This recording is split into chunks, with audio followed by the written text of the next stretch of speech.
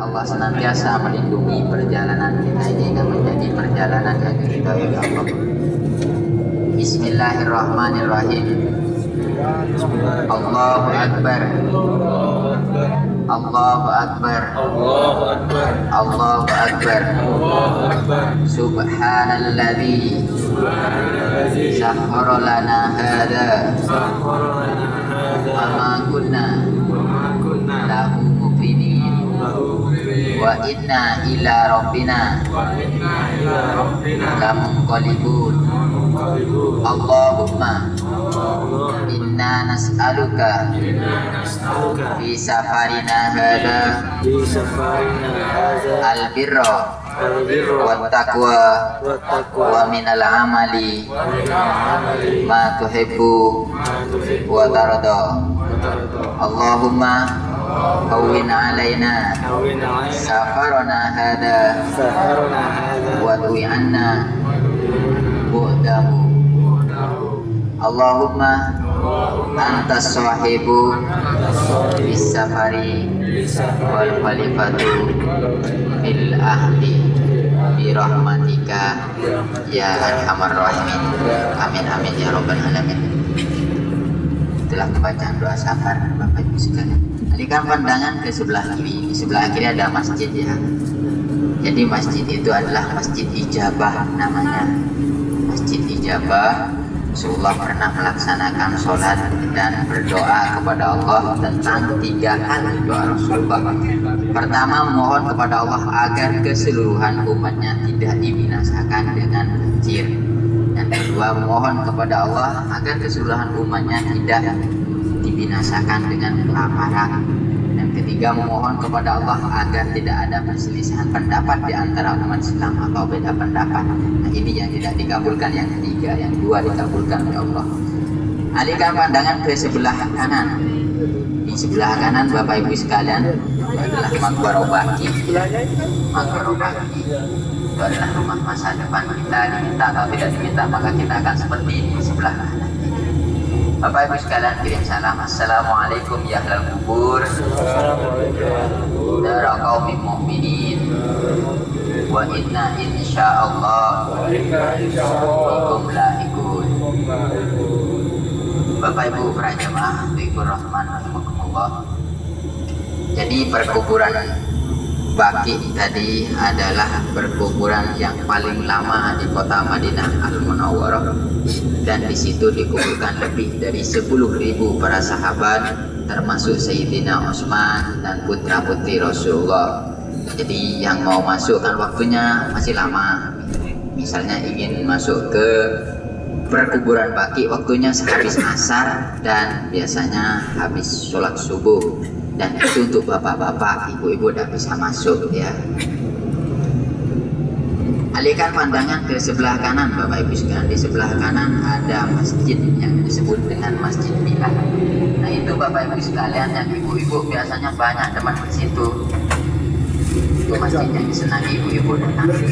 Karena di bawah itu ada tempat belanja, ada pasarnya, makanya ibu-ibu sudah.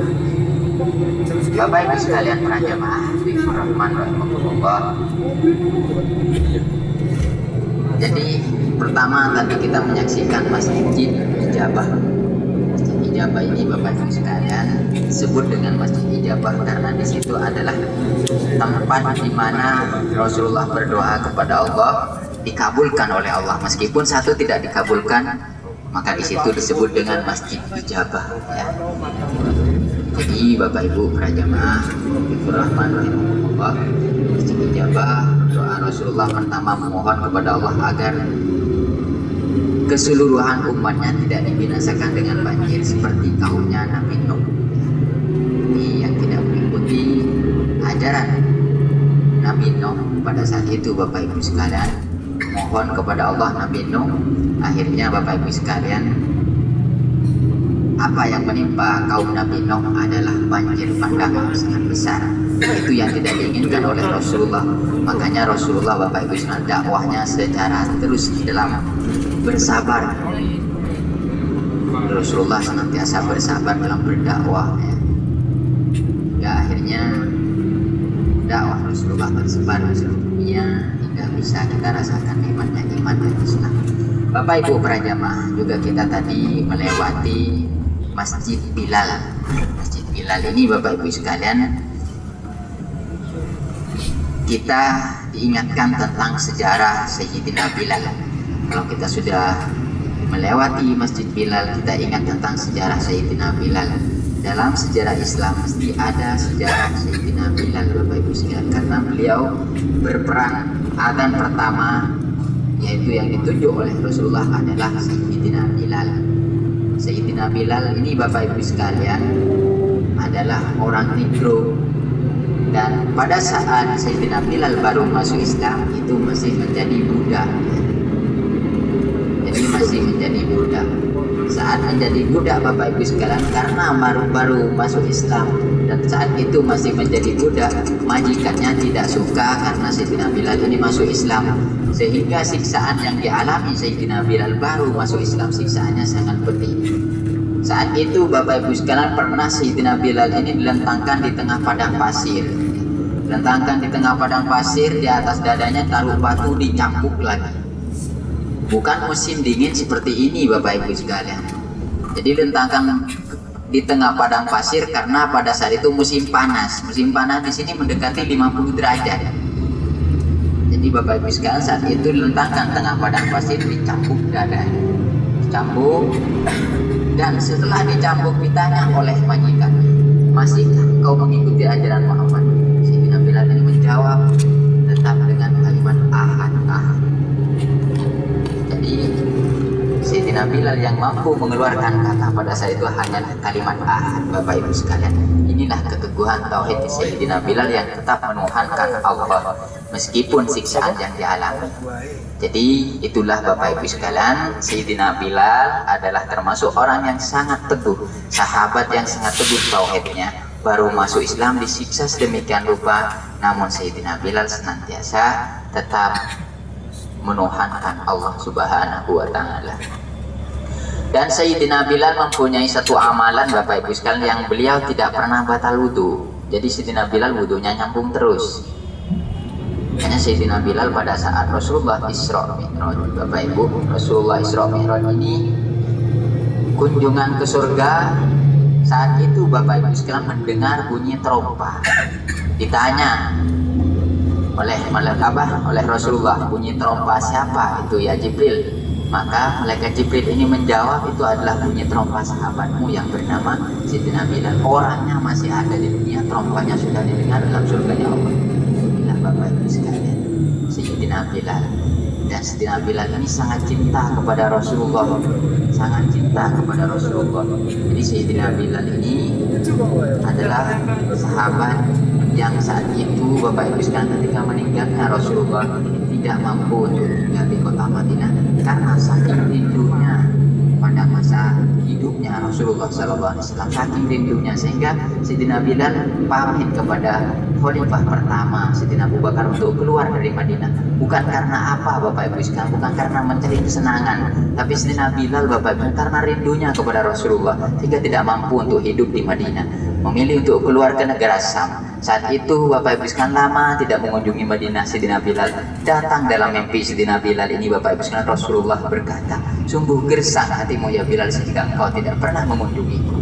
Nah, saat itu Bapak Ibu Sayyidina Bilal Bapak Ibu sekalian berangkat dari negara Syam yang tanpa hanyalah Rasulullah, dan Rasulullah terus dalam perjalanan. Inilah ukiran tinta sejarah kecintaan sahabat terhadap Rasulullah SAW. Tiba di Madinah Bapak Ibu sekalian, pada saat itu disaksikan oleh Sayyidina Abu Bakar. Melihat Sayyidina Bilal ketika kirim salam menangis, dan tidak pernah Sayyidina Abu Bakar melihat Sayyidina Bilal menangis seperti itu. Ditanya oleh Sayyidina Abu Bakar, kenapa engkau menangis seperti itu ya Bilal? Maka dijawab oleh Sayyidina Bilal, aku datang ke dalam mimpiku, Rasulullah datang ke dalam mimpiku dan berkata, gersang hatiku karena tidak pernah berkunjung ke sini. Maka itu yang saya takutkan ya Abu Bakar, kalau saya ditinggalkan oleh Rasulullah. Sayyidina Bilal menjawab, Sayyidina Abu Bakar menjawab, bukankah Rasulullah pernah berkata, Rasulullah akan bersama dengan orang yang mencintainya. Nah, ini Bapak Ibu sekalian. Bapak Ibu para jemaah, sekarang kita sudah tiba di Masjid Quba ya. Kunjungan pertama kita akan ke Masjid Quba. Masjid yang ada di sebelah kanan kita ini adalah Masjid Quba Bapak Ibu ya. Masjid yang dibangun dengan berdasarkan takwa. Perjalanan dari Mekah ke Madinah 14 hari 14 malam, tiba di sini Rasulullah. Pertama bukan membuat rumah ya, bukan tempat istirahat, melainkan Rasulullah membangun masjid. Dan masjid ini disebutkan dalam Al-Quran, la masjidun ussisa 'alal taqwa min awwali yaumin ahaqqu an taquma fi. Jadi masjid yang dibangun dengan berdasarkan takwa, maka kita berhak untuk melaksanakan sholat di dalam. Dalam hadis kelebihan Masjid Quba ini, man tatahhara fi baitihi tsumma ata Masjid Quba fa sholli fihi kana lahu sholatan ka ajri umrah. Barang siapa yang bersuci dari rumahnya, ya kalau kita dari hotel ya, berangkat ke Masjid Quba untuk melaksanakan sholat 2 rakaat, ada pada sholat tersebut pahalanya sama dengan umroh. Nah ini Bapak Ibu sekalian kelebihan Masjid Quba. Jadi Masjid Quba ini mempunyai kelebihan, apabila kita melaksanakan sholat 2 rakaat sama pahalanya dengan melaksanakan umroh. Program kita bagaimana di sini Bapak Ibu sekalian? Di sini program kita Bapak Ibu sekalian melaksanakan sholat tahiyatul masjid 2 rakaat. Sekarang sudah tiba waktu duha, silahkan sholat duha 2 rakaat.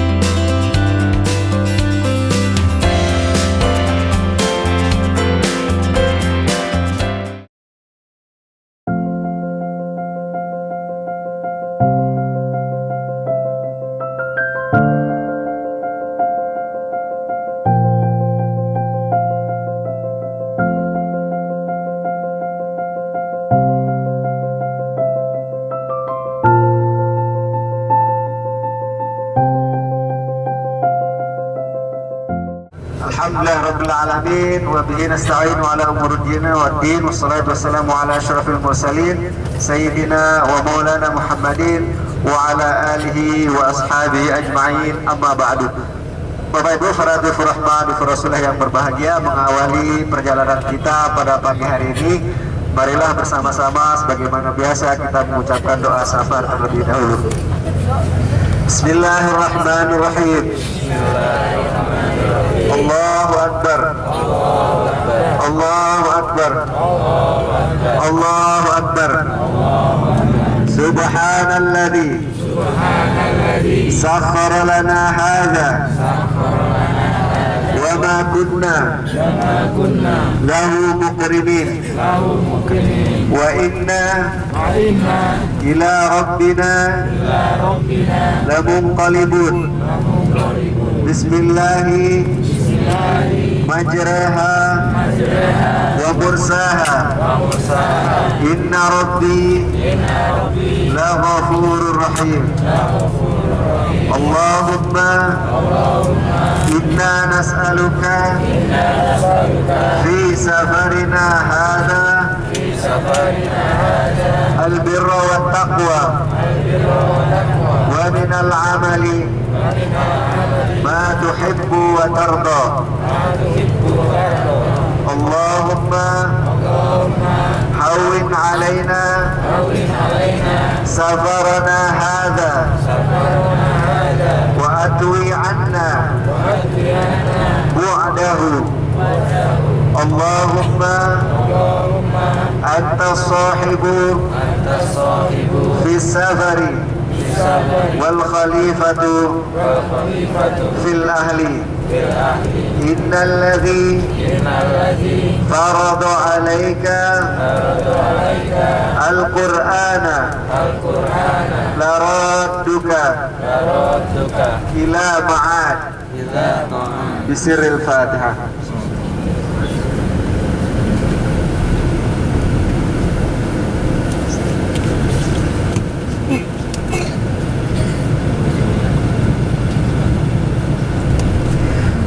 Ya Bapak Ibu para dhifur rahman, dhifur Rasulullah yang berbahagia, kita alihkan pandangan ke sebelah kiri. Nah, itu ada atap seng sepanjang perjalanan itu. Ini adalah tempat ini bernama Masjid namanya, tempat pemukiman jamaah haji reguler Indonesia. Nah, ini deh terminalnya ini. Terminalnya, makanya semua hampir sebagian besar sekarang jamaah haji Indonesia berada di tempat ini. Kemudian stasiun bisnya ada di terowongan. Kalau kita keluar dari Masjidil Haram terus nanti ada yang menuju ke di dekat Maulid Nabi, tempat mauqifnya, terminalnya. Baiklah Bapak Ibu para dhifur rahman, dhifur Rasulullah yang berbahagia, sebagaimana di Madinah kemarin, di Madinah kita telah mengunjungi tempat-tempat bersejarah, tempat terjadinya suatu peperangan di masa baginda Rasulullah Sallallahu Alaihi Wasallam. Di sini di Mekah juga kita akan berziarah ke tempat-tempat di mana dulunya pernah disinggahi oleh baginda Rasulullah Sallallahu Alaihi Wasallam. Mekah Al-Mukarramah sebagaimana yang kita katakan kemarin itu berbeda sekali kondisinya dengan di Madinah Al-Munawwarah, baik segi perhotelannya ya. Kita lihat di sekeliling kita, di dekat-dekat hotel-hotel yang berada di samping kiri kanan kita itu adalah semua bangunan-bangunan yang lama, karena memang untuk membangun pemukiman ataupun perhotelan di sini harus mengeruk dulu gunung-gunung ataupun bukit-bukit yang ada di tempat ini, berbeda dengan Madinah. Kita lihat bagaimana bentuk bangunan di Madinah itu semuanya rata, tidak ada yang lebih tinggi daripada yang lainnya, yaitu maksimal 14 tingkat. Kalau hotelnya di Madinah itu tidak boleh lebih, bahkan itu tidak boleh melebihi menara Masjid Nabawi kalau di Madinahnya. Tapi kalau sudah ada di sini, nah kita lihat hotel yang paling besar itu yang lebih tinggi dari Ka'bah ataupun Masjidil Haramnya, itu hotel Jam itu ya, hotel Zam-Zam itu hotel yang paling besar untuk saat ini di Makkah Al-Mukarramahnya. Baiklah Bapak Ibu para dufur rahman dufur Rasulullah yang berbahagia, Mekah ini adalah merupakan tempat kelahiran baginda Rasulullah sallallahu alaihi wasallam, tempat di mana Allah Subhanahu wa taala pertama kali menurunkan wahyu kepada baginda Rasulullah sallallahu alaihi wasallam.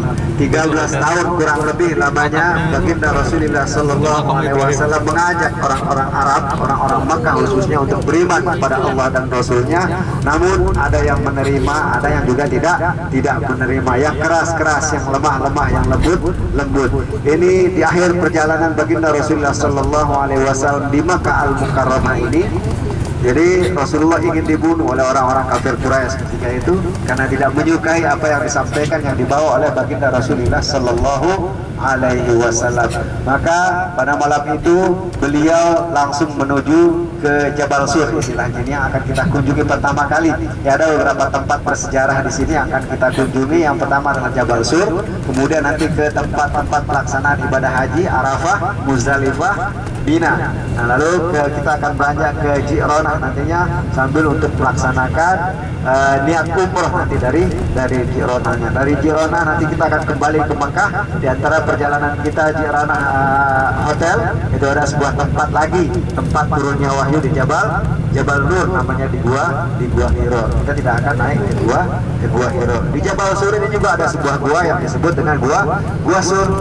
Yang di atasnya juga terdapat sebuah gua, apa namanya kalau orang Indonesia menyebutnya dengan gua laba-laba, atau di mana di situ ketika baginda Rasulullah Shallallahu Alaihi Wasallam masuk ke dalamnya beserta sahabat Abu Bakar, itu merpati langsung bertelur di situ, kemudian laba-laba langsung menutupi mulut gua dengan jaring-jaringnya, sehingga baginda Rasulullah Shallallahu Alaihi Wasallam aman dari kejaran orang-orang kafir Quraisy ketika itu. Nanti kita akan lihat kondisinya di Jabal Sur ini. Kalau semuanya masih ada tempat untuk parkir, kita bisa turun meskipun hanya sekedar untuk mengambil foto. Tapi kalau tidak ada tempat, ya mau tidak mau kita harus melanjutkan perjalanan ke Arafah yang merupakan tempat perkumpulan umat Islam terbesar, pertemuan umat Islam terbesar di Arafah. Itu terjadi pada tanggal 9 Zulhijjah, tempat kita melaksanakan ibadah haji. Kalau kita paksakan masuk nanti di Gua Surnya ataupun di daerah Gua Surnya, kita khawatir di Arafahnya juga tidak bisa masuk karena antrian seperti yang kita lihat tadi di hotel juga itu semua nanti perjalanannya mesti ke Jabal Sur dulu terlebih dahulu. Nanti kalau kita paksakan masuk untuk turun di Jabal Surnya, nanti di Arafahnya orang lebih jauh tempat parkirannya, tidak bisa mendekat ke Jabal Rahmah. Di tengah-tengah Arafah itu ada sebuah bukit kecil di sana yang disebut dengan Jabal Rahmah. Orang Indonesia biasa menyebutnya dengan Bukit Jodoh. Bukit Jodoh. Waduh, itu jangan nih aminnya ini yang menambah lagi apa yang belum ini. Ya Bapak Ibu para dufur rahman dufur Rasulullah yang berbahagia, itu 13 tahun lamanya baginda Rasulullah Sallallahu Alaihi Wasallam mengajak orang-orang Mekah untuk beriman kepada Allah. Namun akhirnya beliau harus terusir dari Makkah Al-Mukarramah ini, sehingga ternyata Allah Subhanahu Wa Taala sudah menyiapkan tempat yang lebih baik baginda Rasul, meskipun Mekah lebih baik. Jadi kita tidak tahu ya, memang di antara ulama-ulama itu berbeda pandangan ataupun pendapat beliau itu tentang Makkah dan Madinah. Mana yang lebih afdol, mana yang lebih utama, Makkah atau Madinah? Kalau dilihat dari sisi besarnya pahala yang dijanjikan oleh Allah 100.000 kali lebih baik daripada di tempat lain, tentu Makkah ini adalah lebih baik ya, karena di Madinah kan cuma 1.000 kali lebih baik daripada Makkah Al-Mukarramah. Namun di sana di Madinah itu ada tempat baginda Rasulullah Sallallahu Alaihi Wasallam. Tidak ada orang ataupun tempat yang semulia baginda Rasulullah Sallallahu Alaihi Wasallam. Makanya ulama itu berbeda pendapat tentang mana yang lebih afdol, Makkah ataupun Madinah. Karena Madinah itu ada Rasulullah Sallallahu Alaihi Wasallam. Meskipun kalau dilihat dari besarnya pahala yang dijanjikan oleh Allah Subhanahu Wa Taala lebih besar di Makkah Al-Mukarramah, namun di Madinah Al-Munawwarah itu lebih afdol bagi sebagian pendapat ulama. Ya, dulu Bapak para dufur rahman dufur Rasulullah yang berbahagia, kita kembali ke Jabal Sur. Jabal Sur ini Rasulullah Sallallahu Alaihi Wasallam itu pada malamnya itu akan direncanakan oleh orang-orang kafir Quraisy untuk membunuh beliau, ya. Kemudian Rasulullah Shallallahu Alaihi Wasallam pada malam itu memerintahkan sahabat Ali yang masih muda ketika itu untuk menempati tempat tidur beliau. Kemudian berselimut, Rasulullah lalu keluar dari rumahnya dengan menaburkan segenggam debu di atas kepala orang-orang yang menjaganya. Jadi rumah Rasulullah malam itu sudah dikepung oleh orang-orang Quraisy yang akan membunuh beliau.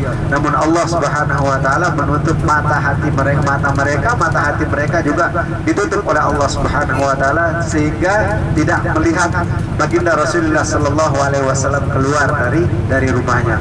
Kemudian Rasulullah langsung menuju ke rumah sahabat Abu Bakar, sahabat setia beliau. Ini tidak ada sahabat yang paling setia dan paling besar imannya daripada sahabat Abu Bakar. Makanya digambarkan kemarin mungkin sudah kita katakan di Madinah Al-Munawwarah, kalau seumpamanya iman sahabat Abu Bakar itu ditimbang dengan imannya seluruh manusia di bumi ini, masih menang imannya sahabat Abu Bakar. Bisa kita bayangkan seperti apa kekuatan besarnya iman sahabat Abu Bakar ini. Nah, suatu ketika sahabat Abu Bakar ini mendengarkan baginda Rasulullah Sallallahu Alaihi Wasallam dihina oleh orang-orang Quraisy dengan mengucapkan Muhammad itu gila. Kenapa gila? Karena Rasulullah Sallallahu Alaihi Wasallam melaksanakan perjalanan Isra dan Mi'raj dari Masjidil Haram kemudian ke Masjidil Aqsa, itu perjalanannya hampir 1 bulan, ya. Mungkin 1 bulan perjalanannya. Kemudian belum lagi dari dari Masjidil Aqsa naik ke atas langit. Yang diceritakan kepada orang Quraisy, kepada baginda Rasulullah Sallallahu Alaihi Wasallam, jarak 1 langit dengan langit yang lainnya sampai langit ke-7. Nanti sampai ke Sidratul Muntaha. Itu perjalanan masing-masing langit itu ratusan tahun.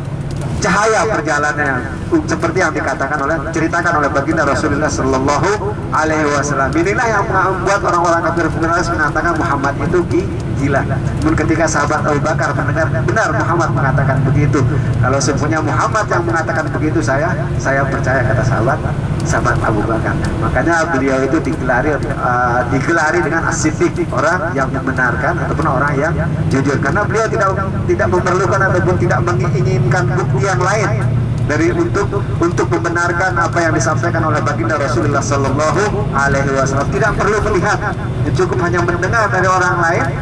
Kalau itu memang ucapan baginda Rasulullah Sallallahu Alaihi Wasallam, beliau ini percaya. Nah, beliau inilah sahabat Abu Bakar yang menemani baginda Rasulullah Sallallahu Alaihi Wasallam ketika berhijrah dari Makkah sampai ke Madinah Al-Munawwarah. Luar biasa sekali sahabat Abu Bakar ini. Ini 13 tahun kurang lebih lamanya baginda Rasulullah Sallallahu Alaihi Wasallam menyeru orang-orang kafir Quraisy, namun tidak menerima. Ada juga sebagian yang menerima, dan itu pun orang-orang yang lemah, istilahnya orang-orang para fuqara dan masakin, yang di dalam sejarah itu disebutkan orang-orang du'afa, orang-orang yang tidak punya pelindung di Makkah ini. Sehingga sebagai contoh sahabat Bilal, ini adalah orang sahaya, tentunya orang lemah yang masih tunduk di atas perintah tuannya, begitu ya.